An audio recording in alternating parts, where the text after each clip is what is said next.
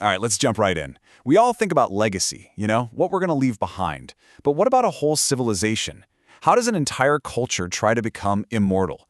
Today, we're looking at two totally epic answers to that question. One that's literally carved into mountains, and another that's woven into a story that just will not fade. I mean, it's the ultimate question, isn't it?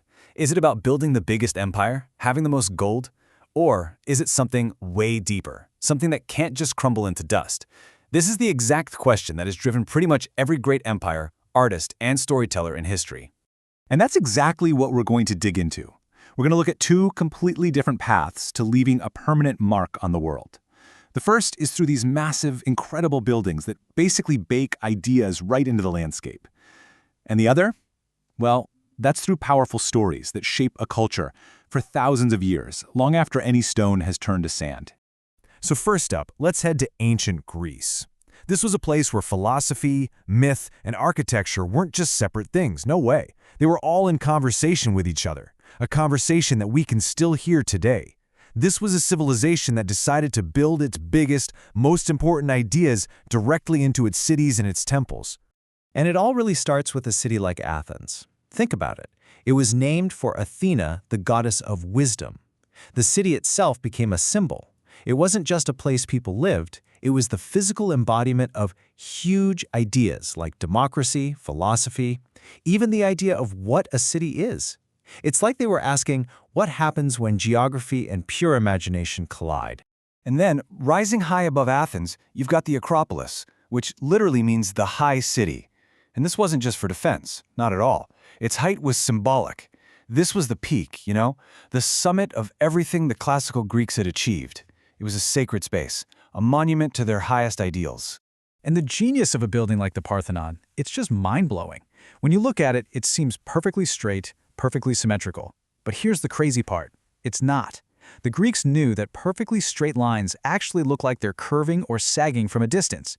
So what did they do? They built with controlled imperfection. The columns actually swell in the middle, the foundation curves ever so slightly, all to create the illusion of perfection in our eyes. It's an absolutely incredible insight into how they mastered both math and human perception.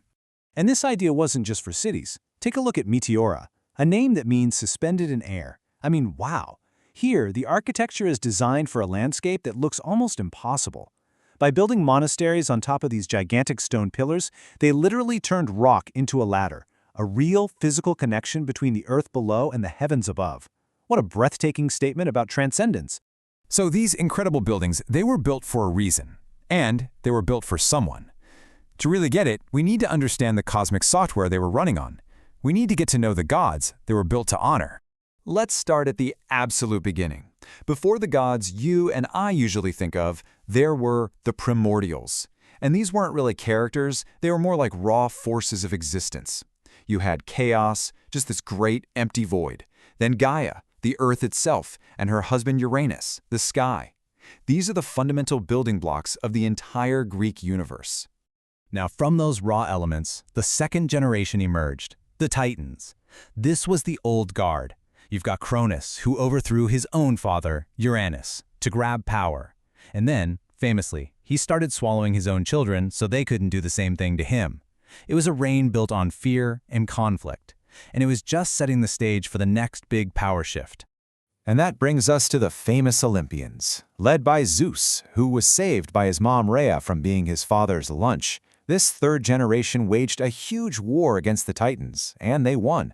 They set up their rule from Mount Olympus, and it's for them, for Zeus, for Athena, for Poseidon, that all those magnificent temples were built.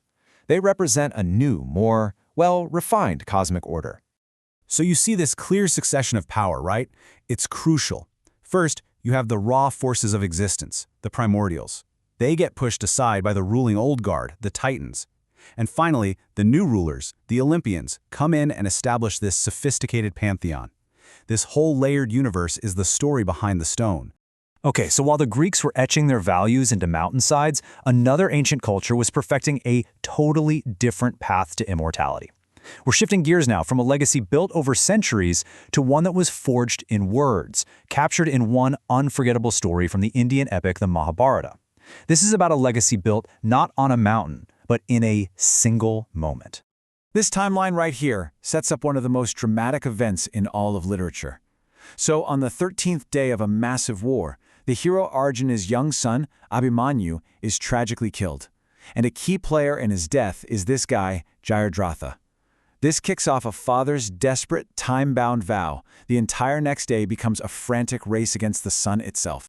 And this is the vow that just rocks the entire battlefield. This isn't just about revenge. This is Arjuna tying his very existence to the setting of the sun.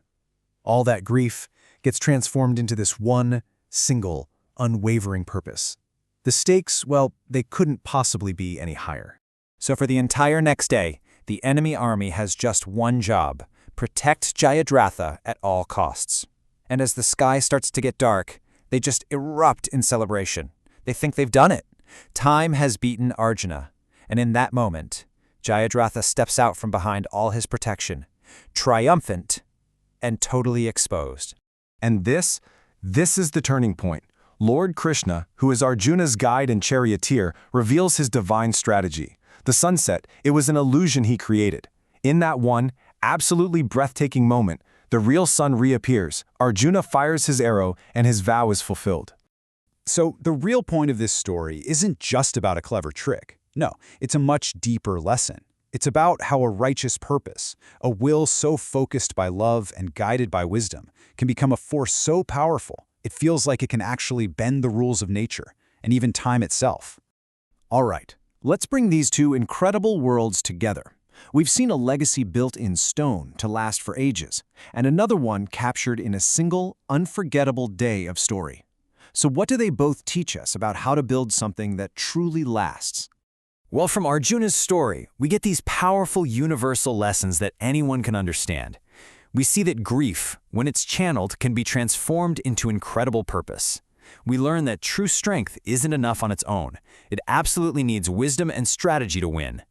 At the end of the day, it's a story about dharma, about righteousness finally finding its balance. And that's the connection right there. The Greeks built the Parthenon, a physical testament to their ideals of wisdom and order. But the story of Arjuna's vow, that builds a blueprint for courage and justice that doesn't need any stone or physical space. It lives and breathes every single time it's told. So we're left with two different paths to the same goal. One gives us these physical monuments that we can actually see and touch. They're proof of a culture's ambition. The other gives us narrative blueprints, these moral and ethical guides that shape how we think and act.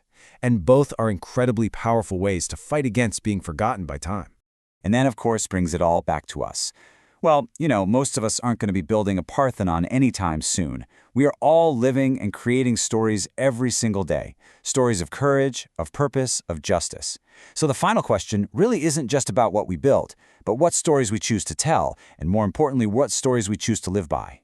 What are the narratives that are going to outlive us?